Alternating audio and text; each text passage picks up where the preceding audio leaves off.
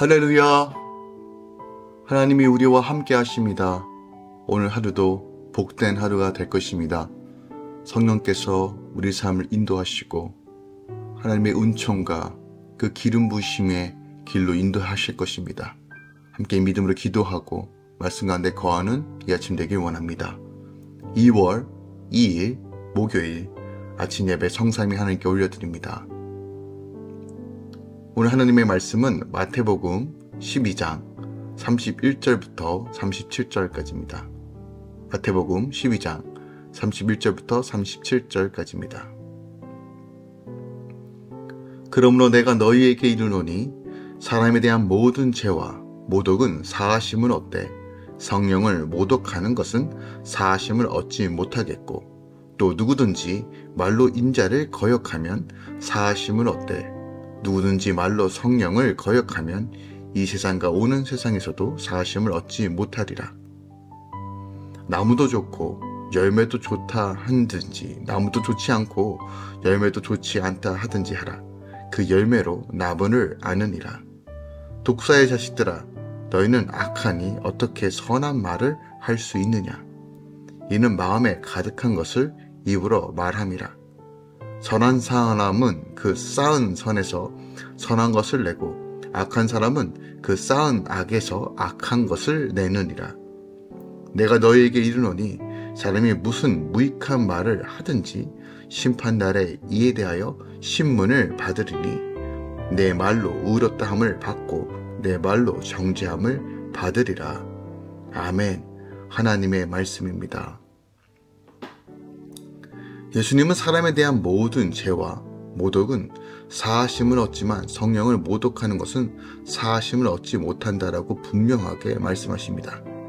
또한 열매로 나무를 안다고 하시면서 선한 사람은 그 쌓은 선에서 선한 것을 낸다라고 하시죠. 또한 사람은 하는 말로 의롭다함을 받거나 정죄함을 받는다라고 우리에게 가르쳐주고 계십니다. 오늘 본문은요, 어저께 연속적인 부분이 있는데요.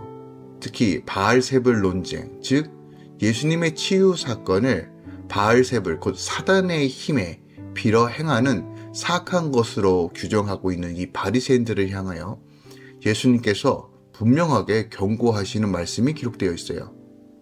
예수님께서는 이런 통일된 조직체 내에서 분열은 조직의 파멸을 초래하는 것으로서 귀신의 왕의 능력을 힘입어 귀신을 쫓아낼 수 없음과 나무의 열매가 그 나무와 필연적인 관계에 있는 것처럼 예수님의 정체도 사역에 의해 판단할 때 선한 사역을 행하시는 자신이 선한 분이심을 증거하심으로 바리새인들의 비난이 모함된 것임을 분명하게 반증하고 계세요. 그러므로 동시에 바리새인들의 그런 악의에 찬 모함은 결국 성령의 역사를 거스리는 것이라고 지적하시고 그것은 곧 구원의 유일한 통로를 거부하는 것으로서 그들은 결국 구원의 가능성조차 상실하게 될 것임을 엄히 경고하고 계시는 거예요. 자, 오늘 본문 말씀을 조금 더 절별로 살펴보겠습니다. 먼저 31절부터 32절까지는 사하심을 얻지 못하는 죄에 대해서 경고하고 계세요. 바리새인들의 이 악의적인 말을 들으신 예수님께서 그들이 사함을 받지 못하는 죄가 무엇인지를 분명하게 지적합니다. 그러니까 사람에 대한 모든 죄는 사하심을 얻을 수 있어요. 대표적으로 우리가 다윗의 간음과 살인을 우리가 좀 주목해 볼 필요가 있고, 또한 바울이 바울 되기 전에 사울일 때 하나님을 대적하고 교회를 대적했던 일들, 이 모든 것들. 하지만 그들은 끝내 자신의 죄를 회개하고 하나님으로부터 사하심을 얻게 됩니다. 그러나 예수님의 역사를 귀신의 제주로 왜곡하고 하나님의 성령을 귀신의 왕이라고 모독하는 죄는 사하심을 얻지 못한다라고 분명하게 얘기해요. 그러니까 모든 죄가 사함을 받는 게 아니라는 거예요. 하나님은 긍휼과 은혜의 하나님이십니다. 하지만 분명하게 언급합니다. 성령을 근심하게 하고 우리 주님을 귀신의 것이라고 치부하며 완강하게 거부하는 죄는 하나님께서 용서하시지 않는 죄, 즉 구원을 가로막는 죄라는 거예요.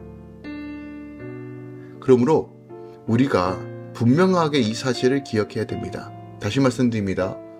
인간에게 지은 죄는 모든 죄는요, 사함이 있습니다. 우리 주 예수 그리스도의 십자가를 바라볼 때 사함이 있지만 하나님을 대적하고 무지함으로 우리가 그럴 수 있지만 알면서도 그게 무슨 죄인지 너무 분명히 알면서도 성령을 근심케 하며 귀신의 왕이라고 모독하는 이 죄는 사함이 없다는 거예요. 보편적으로 성령이 우리 안에 계시면요, 우리가 성령을 근심케 하는 죄에서 어느 정도 인지할 수 있는 능력이 있습니다. 그런데 배교하고 하나님의 은혜와 공격을 알면서도 하나님이 누구신지도 알면서도 그 은혜를 체험했음에도 불구하고 그 능력을 행했음에도 불구하고 자기 의지적으로 하나님을 거부하고 대적하는 죄는 사함이 없다라고 말하는 이 본문을 우리가 분명하게 기억하길 원합니다. 하지만 우리 안에 보편적으로 성령이 계시기 때문에 우리가 배도하는 죄는 거의 이르지 않는다라고 생각하는 것이 옳습니다. 하지만 그럼에도 불구하고 성경은 용서받지 못하는 죄가 있다라고 우리에게 가르쳐주고 있어요. 33절부터 35절까지 우리 안에 무엇이 가득한지, 무엇으로 인하여 우리 삶이 어떻게 결정이 되는지를 가르쳐주고 있어요. 그러니까 나무가 좋으면 열매도 좋을 수밖에 없어요. 나무가 좋지 않으면 열매도 좋지 않습니다. 마찬가지예요. 귀신과 하나님이 어떻게 함께 일할 수 있는지를 반박하기 위해서 주님께서 예화로 말씀하시는 거예요.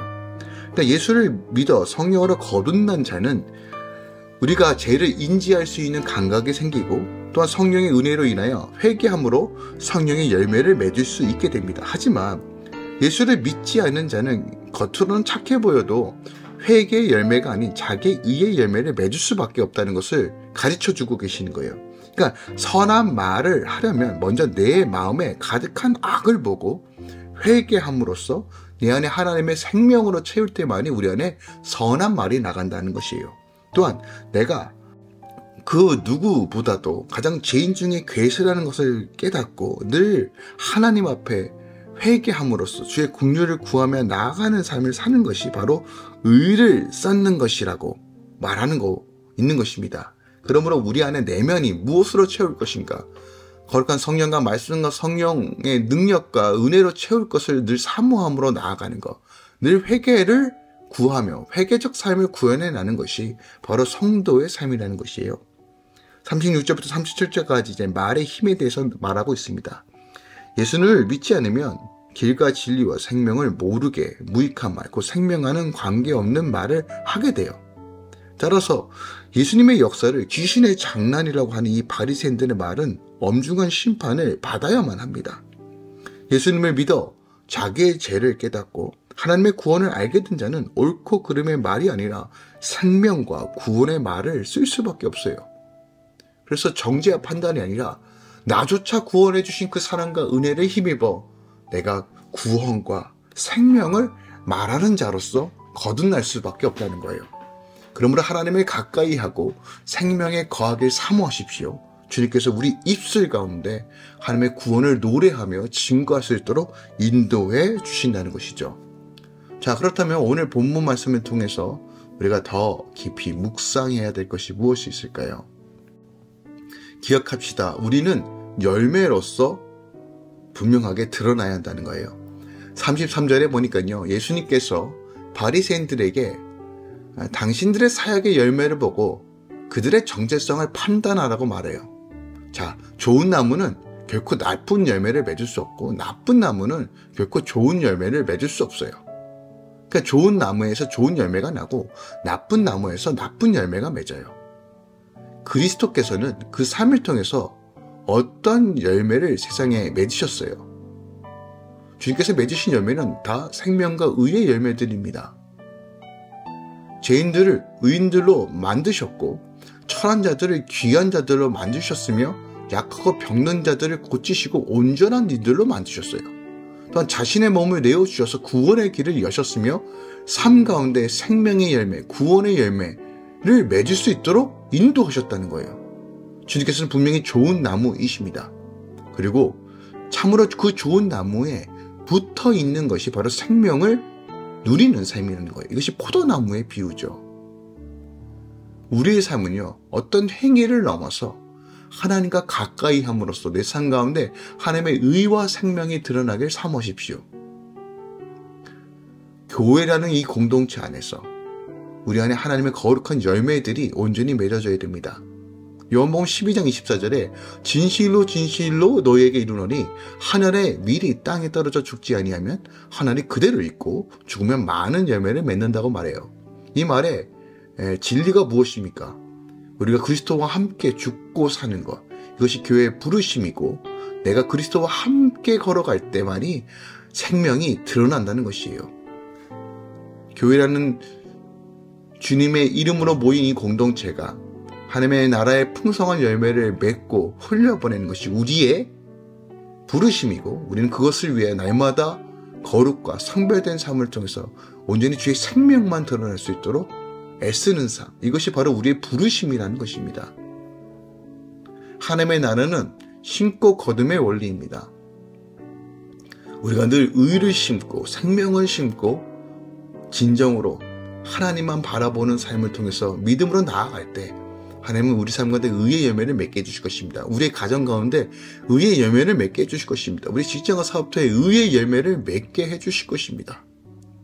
예수를 닮아가고 예수와 함께하는 것이 좋은 나무와 함께 걸어가는 삶입니다. 여러분 가운데 어떤 열매를 맺기 원하십니까? 세속적이고 세상이 원하는 열매가 아니라 하나님의 복된 열매를 맺으시길, 그것을 갈망하시길 예수 그리스도 축원드리고 부탁드립니다. 하늘의 소망을 두는 삶, 하나님의 통치를 바라보는 삶이 우리 삶 가운데 영혼을 살리는 의의 열매를 맺는 길입니다. 오늘도 여러분 삶 가운데 성령 안에서 성령을 인정하고 성령과 동행하면서 하나님의 거룩한 열매 맺는 삶, 그 열매를 통해서 영혼들이 살아나고 하나님의 영광이 드러나는 이 하루 되시길 예수 그리스도로 축원드리고 축복합니다. 기도하겠습니다. 사랑하는 주님 감사드립니다. 오늘 하나님 우리 안에 분명한 가르침을 주심에 감사합니다.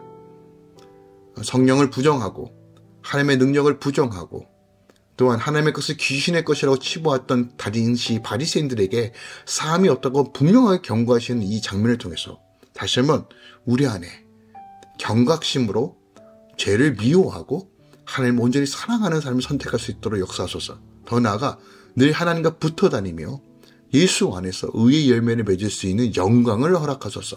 부르심을 따라 나아갈 수 있는 권세와 능력도 허락하소서. 이제는 우리 주 예수 그리스도의 은혜와 우리 하나님 아버지의 놀랍고 지극하신 사랑과 성령님의 늘리었던 충만 역사하심이 이제부터 영원까지 함께 계시길 축원하노라. 아멘.